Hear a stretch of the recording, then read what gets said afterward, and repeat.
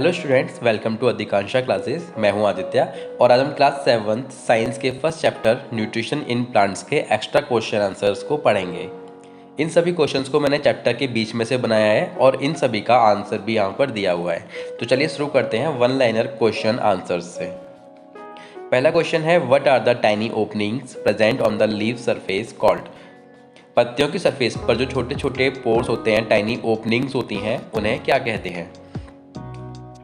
Answer है stomata are tiny pores present on the surface of leaves through which gaseous exchange take place in plants. पत्तियों की surface पर जो छोटे छोटे पोर्स होते हैं उन्हें स्टोमेटा कहते हैं, जिसके थ्रू यानी स्टोमेटा के थ्रू ही गैसियस एक्सचेंज प्लांट्स के अंदर होता रहता है। गैसियस एक्सचेंज मतलब कार्बन डाइऑक्साइड स्टोमेटा के थ्रू ही अंदर जाती है और ऑक्सीजन वहीं से बाहर निकलती है।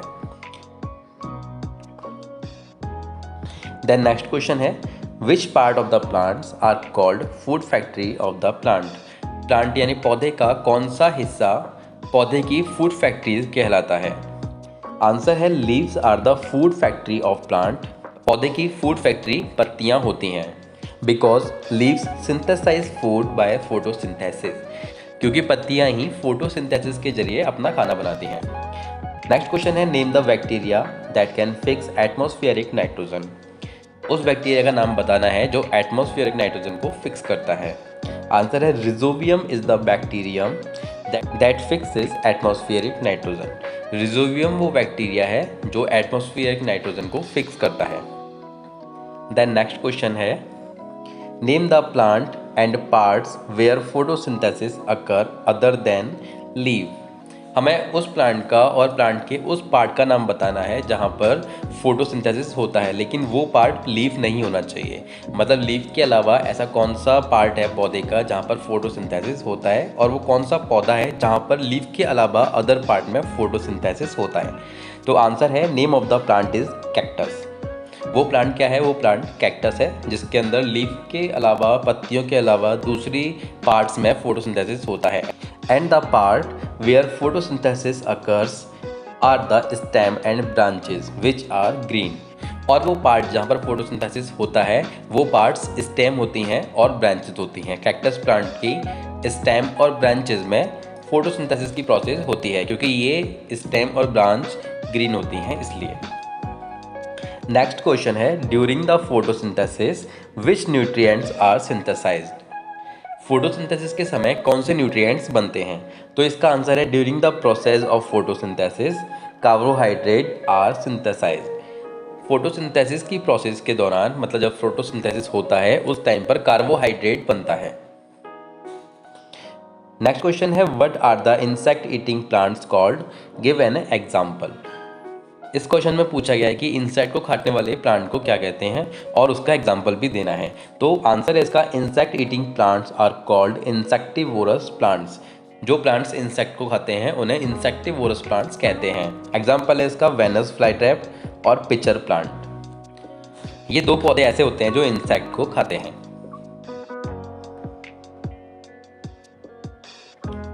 नेक्स्ट क्वेश्चन है, मैच द फॉलोइंग। यहाँ पर हमें क्वेश्चन का आंसर नहीं देना, दोनों साइड्स को आपस में मैच करना है। तो सबसे पहला कॉलम में दिया हुआ है chlorophyll.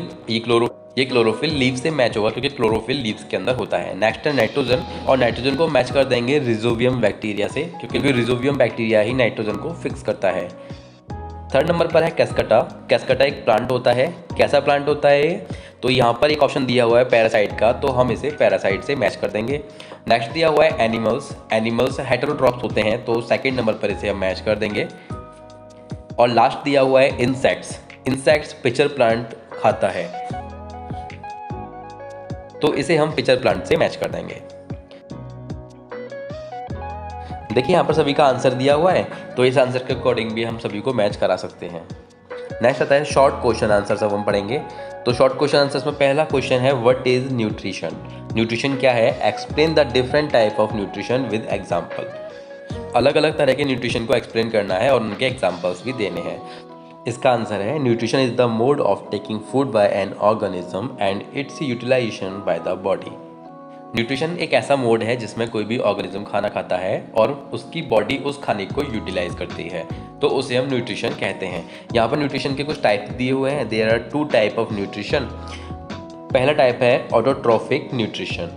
In this nutrition organisms make their own food called autotrophic nutrition.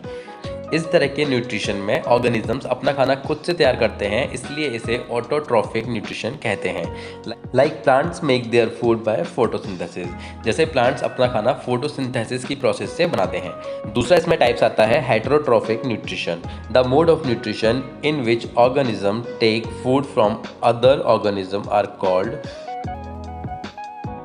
Heterotrophic nutrition. तो न्यूट्रिशन का ऐसा मोड जिसमें ऑर्गेनिजम्स दूसरे ऑर्गेनिज्म से खाना लेते हैं, ऐसे मोड को हेटेरोट्रॉफिक न्यूट्रिशन कहते हैं। Like animals, humans and non green plants. इनका एग्जाम्पल एनिमल्स है, ह्यूमंस हैं और नॉन ग्रीन प्लांट्स हैं। तो एनिमल्स और ह्यूमंस तो दूसरे का खाना खाते ही हैं, लेकिन नॉन ग्रीन प्लांट्स जिनमें क्लोरोफिल नहीं होता वो भी दूसरे प्लांट्स के ऊपर डिपेंड होते हैं, जिनको हम पैरासाइट्स बोलते हैं। नेक्स्ट क्वेश्चन इसमें है why do organisms need to take food. Organisms को खाना खाने की जरूरत क्यों पड़ती है? तो इसका आंसर है organisms need to take food for the following purpose. तो ऑर्गेनिजम्स को खाना खाने की जरूरत पड़ती है, इसके कुछ कारण हैं जो नीचे दिए हुए हैं। सबसे पहला कारण है टू बिल्ड देयर बॉडी, क्योंकि ऑर्गेनिजम्स को अपनी बॉडी को बिल्ड करने के लिए खाना खाना पड़ता है। दूसरा इसका रीज़न है to repair damage part of the body. अपनी बॉडी को बिल्ड करने के बाद में अगर कुछ भी डैमेज होता है, तो कोई चोट लगती है, तो उसको भी रिपेयर करने के लिए हमें खाने की ज़रूरत पड़ती है। तीसरा रीज़न क्या है इसका? To provide energy to the body. Body को एनर्जी प्रोवाइड करने के लिए भी हमें खाना खाना पड़ता है। चौथा रीज़न है उसका to carry out different processes in the body. अपनी बॉडी में अलग अलग तरह की प्रोसेसेस को, एक्टिविटीज़ को करने के लिए भी हमें खाने की ज़रूरत पड़ती है। तो चौथा रीज़न इसका ये है। थर्ड क्वेश्चन है what is saprotrophic nutrition. Saprotrophic nutrition क्या है? The mode of nutrition in which organisms take nutrients from dead and decaying matter called saprotrophic nutrition. तो न्यूट्रिशन का ऐसा मोड जिसमें कोई भी ऑर्गेनिजम्स अपने न्यूट्रिएंट्स को किसी डेड यानी मरे हुए या फिर सड़े हुए मैटर से लेते हैं, चाहे वो एनिमल्स हो सकते हैं या फिर वो लकड़ी हो सकती है, लेकिन वो मरे हुए या सड़े हुए होते हैं। तो इस तरह के न्यूट्रिशन को सैप्रोट्रॉफिक न्यूट्रिशन बोलते हैं।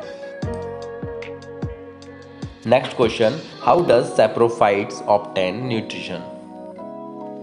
सैप्रोफाइट्स न्यूट्रिशन कैसे लेते हैं? अभी क्वेश्चन था कहाँ से लेते हैं, अब क्वेश्चन है कैसे लेते हैं।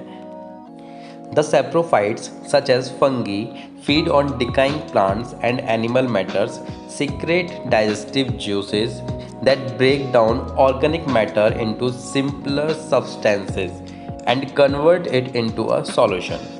यहाँ पर आंसर में फंगी को सैप्रोफाइट का एग्जाम्पल लिया हुआ है, जो कि सड़े हुए या मरे हुए प्लांट्स या फिर एनिमल्स या जानवरों से अपने खाने की पूर्ति करते हैं या पोषण लेते हैं। तो ये किस तरह से लेते हैं इसको यहाँ बताया हुआ है। जो भी सड़े हुए प्लांट्स या एनिमल्स होते हैं वो अपने अंदर से एक डाइजेस्टिव जूस को रिलीज़ करते हैं, और वो जूस क्या करता है कि उन एनिमल्स या प्लांट्स को एक सॉल्यूशन में कन्वर्ट कर देता है। The saprophytes absorb the solution and obtain nutrition. तो जो सैप्रोफाइट होते हैं वो उस सॉल्यूशन को अब्जॉर्ब कर लेते हैं अपने अंदर, और उसी से उनको न्यूट्रिशन मिलता है। Question 5, what are lichens. Lichens क्या होता है? तो लाइकेंस के बारे में बताया, lichens are the symbiotic form between algae and fungi. Lichen एक सिम्बायोटिक फॉर्म है, यानी सिम्बायोटिक रिलेशनशिप का एक एग्जाम्पल है जो कि एल्गी और फंगी के बीच में बनता है। एल्गी हैव क्लोरोफिल, एल्गी के अंदर क्लोरोफिल होता है, and produce food through the photosynthesis. तो एल्गी के अंदर क्लोरोफिल होता है और वो फोटोसिंथेसिस से खाना बनाती है। While the fungi provide shelter, water, minerals to the algae. जबकि फंगी क्या करती है? फंगी एल्गी के लिए शेल्टर यानी कि उसको रहने के लिए जगह, पानी और मिनरल्स प्रोवाइड करती है, and help it to survive in harsh weather condition. और उसको एक हार्श वेदर कंडीशन में, मतलब किसी भी मौसम में रहने के या सर्वाइव करने के लिए उसको हेल्प करती है। Question 6, give 2 example for each of the followings. तो इन सभी के लिए हमको 2 एग्जाम्पल्स देने हैं। तो यहाँ पर एग्जाम्पल दिए हुए हैं। सबसे पहले पैरासाइट का एग्जाम्पल है। तो पैरासाइट का एग्जाम्पल एक तो हो गया कैस्कटा, दूसरा हो गया रेफ्लेशिया। नेक्स्ट है ऑटोट्रॉफ्स। ऑटोट्रॉफ्स का एग्जाम्पल हो गया मैंगो ट्री या नीम ट्री, मतलब कोई भी पेड़ हम ऑटोट्रॉफ्स के लिए ले सकते हैं जो अपना खाना खुद से बनाते हैं। तीसरा हो गया सैप्रोफाइट्स। सैप्रोफाइट्स में मशरूम और यीस्ट का एग्जाम्पल हम ले सकते हैं। यहाँ पर चौथा है इंसेक्टिवोरस प्लांट्स। इंसेक्टिवोरस प्लांट्स मतलब जो इंसेक्ट को खाते हैं। इससे पहले क्वेश्चंस में भी हम इसका एग्जांपल ले चुके हैं, वीनस फ्लाईट्रैप और पिचर प्लांट। नेक्स्ट है सिम्बायोटिक प्लांट्स। सिम्बायोटिक रिलेशनशिप के बारे में हम पहले पढ़ चुके हैं, जिसमें दो ऑर्गेनिजम्स एक दूसरे के ऊपर डिपेंड रहते हैं। पहला है लाइकेन, दूसरा है माइकोरिज़ा। नेक्स्ट है लेग्यूमिनस प्लांट्स, जिसमें पीज और बीन्स का हम एग्जांपल ले सकते हैं। इसमें हम ग्राम्स को भी ले सकते हैं और कुछ दालें भी होती हैं तो उनका एग्जांपल भी हम इसमें ले सकते हैं। 7th क्वेश्चन है from where do the plants obtain nitrogen. Plants nitrogen कहाँ से लेते हैं? इसका आंसर है soil has certain bacteria that convert gaseous nitrogen into a usable form and release it into the soil. तो सॉइल के अंदर कुछ बैक्टीरिया होते हैं जो गैसियस नाइट्रोजन को एक यूजेबल नाइट्रोजन में कन्वर्ट कर देते हैं और उसे मिट्टी के अंदर रिलीज कर देते हैं। These soluble form are absorbed by the plants along with water. और यही सॉल्युबल फॉर्म जो मिट्टी में मिली हुई है नाइट्रोजन, इसी को प्लांट्स पानी के साथ में अब्जॉर्ब कर लेते हैं। Plants also obtain nitrogen from the fertilisers and manures added by the farmers. और प्लांट्स को नाइट्रोजन फर्टिलाइजर्स और मैन्योर से भी मिलती है, मतलब खाद और उर्वरक से भी मिलती है, जो कि किसान खेतों में मिलाते हैं। How do leguminous plants replenish the soil. Leguminous plants soil को रिप्लेनिश किस तरह से करते हैं? सॉइल को रिप्लेनिश करने का मतलब है कि सॉइल के अंदर वापस से नाइट्रोजन को लेकर आना। तो लेग्यूमिनस प्लांट ये सब कैसे करते हैं? तो इसका आंसर दिया हुआ है leguminous plants replenish the soil by presence of Rhizobium bacteria in the root nodules. Leguminous plants की जड़ों में रिजोवियम बैक्टीरिया होता है जिसके थ्रू ये प्लांट्स सॉइल को रिप्लेनिश कर पाते हैं। These bacteria convert the atmospheric nitrogen into soluble nitrogenous components. ये बैक्टीरिया एटमॉस्फेरिक नाइट्रोजन को एक सॉल्यूबल नाइट्रोजिनस कंपोनेंट्स में कन्वर्ट कर देते हैं, which is absorbed by the leguminous plants and thus in this way soil get replenish. और nitrogen की soluble form को लेग्यूमिनस प्लांट्स अपने अंदर अब्जॉर्ब कर लेते हैं और इस तरह से मिट्टी रिप्लेनिश हो जाती है। तो अब हम करेंगे लॉन्ग क्वेश्चन आंसर्स, जिसमें पहला क्वेश्चन है what is photosynthesis. Draw a schematic diagram to show photosynthesis. Photosynthesis क्या होता है और फोटोसिंथेसिस को दिखाने के लिए एक स्कीमेटिक डायग्राम भी हमको बनाना है। तो इसका आंसर है the process by which green plants prepare their own food with the help of sunlight, water, carbon dioxide is called photosynthesis. एक ऐसी प्रोसेस जिसमें हरे पौधे सनलाइट, वाटर और कार्बन डाइऑक्साइड का यूज़ करके अपने लिए खाना बनाते हैं, उस प्रोसेस को फोटोसिंथेसिस बोलते हैं। Carbon dioxide is taken from air by the tiny pores present on the surface of leaves. Carbon dioxide को प्लांट्स के अंदर एक टाइनी पोर्स के थ्रू लिया जाता है, जिनको स्टोमेटा बोलते हैं। ये टाइनी पोर्स लीव्स की सरफेस पर होते हैं। Water and minerals absorbed by the root and transport to the leaves by the vessel which run throughout the plant. और पानी और मिनरल्स को जड़ें अपने अंदर अब्जॉर्ब कर लेती हैं और वो जड़ें उस पानी और मिनरल्स को लीव्स तक भेज देती हैं। कैसे भेजती हैं? Bye the vessel which run throughout the plant. वो एक वेसल के थ्रू भेजती हैं जो कि पूरे प्लांट में होती हैं।